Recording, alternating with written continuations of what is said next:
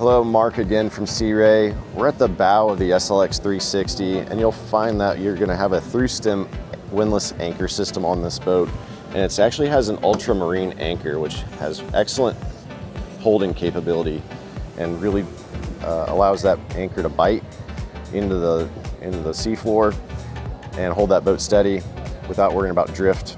But the operation is very simple. There's also a swivel that allows that anchor to come up perfectly every time. So to operate this anchor, there's a safety tether here. You disconnect this and you have a windlass controller here, up and down operation.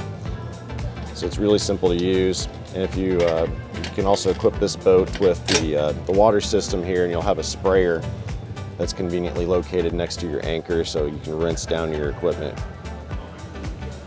So another thing I'll point out too, the windlass also comes with this control. This is a manual winder. It also will help you to adjust your clutch. So it's a simple, easy anchor operation. You can also control your windlass from the helm.